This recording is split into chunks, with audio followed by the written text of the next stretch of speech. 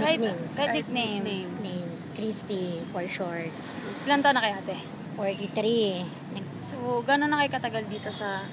Dito sa poblasyon, ano na rin siya, 10 years, 11 years. Gano'n kayo katagal nagbabantay na? Dito, since nung naupo si Cap Benhar, 2010, up to present now, Wow. 2016. Pero nung dati Bali, po, 6 years. 11 years ago, ganito na po ba yung itsura ng Pasig River? Mas madumi pa? Or mas Yes, malinis? ganito na rin. Kasi dati, hindi pa ako nagtatrabaho. Ano pa to, malinis siya. Kulay blue yung tubig niya. As in talagang pwede maglaba, maligo yung mga bata. Kasi ngayon lumuwag na yung space niya dahil inayos na ng MMDA. Pinaluwangan nila, tapos nilaliman yung tubig.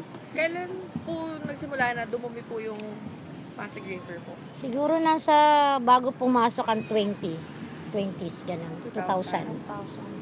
Kasi 1990s, ano pa siya, malinis yung tubig. As in, hindi ganyan na, may dumarating na ganyan na konti lang ang water lily. Pero ngayon, malinis na to ngayon. Dati. Dati super linis. Tas, Tsaka wala nagtatapon basura. Pag po ba mataas yung Tubig. tubig, nagbabara po ba or umaapaw? magbabaha. Tapos naapektuhan Depende po yung sa mga Depende sa niya, yung pag nag-overflow yan, mataas yung tubig. Then yung mga kanal-kanal ng bawat niyan, talagang babahain ang bawat kalsada. So, Pag na siya, lalo na pag nagbukas ang dam, nag-overflow na siya. Tsaka sila kakaroon na ng baha sa mga bawat kalsada. Gaano kataas po yung tubig baha? Yung last 1986, lagpas tao. As in talagang nagamit na yung mga ferry, tsaka yung mga ng lifeguard, ganyan. Nagamit na yung malalaking bangka para sa save ng mga volunteer. Meron naman po bang gumagawa ng way para malesen yung pollution po ng Pasig River? Meron, MMDA. Ano po yung ginagawa nila para... Every nagkakaroon sila ng rotation ng paglinis sa ilog, mula sa lugar ng Manila. Paano nila nililinis sa atin? Meron silang rumorondang ng MMDA, tagalinis talaga.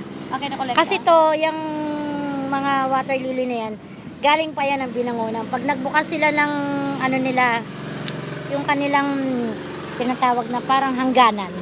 Pag nagbukas sila niyan, ayan na, hanggang Manila na yung mga water lily na yan. Tsaka yan, napapakinabangan nila yung water lily na yan. Paano po? Ginagawa nilang mga bags. Kasi matibay daw yung kanilang yung pinaka tangkay. Ginagawang yan, handicraft. In your own little way po, ano po yung ginagawa nyo para makatulong, makabawas sa pollution? Sinisita namin yung mga tao nagtatapon basura. Kasi kasama sa environmental yan.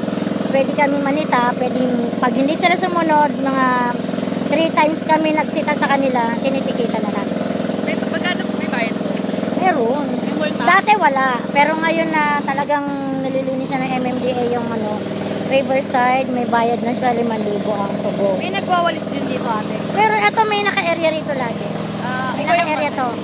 Saan po napupunta po yung pinabayad nila na punta? Pinanlilinis po ba? Hindi. Talagang mismo ang bayad nila sa ng MMDA. Sa opisina mismo. Siguro yun ang ginagamit nila pambili ng mga nila. Gamit pag yung sila ng pambiling gasolina. Siyempre, gumagamit din sila ng bangkang motor din. Panlinis ng ilog. Thank you po. Thank you ate. Salamat.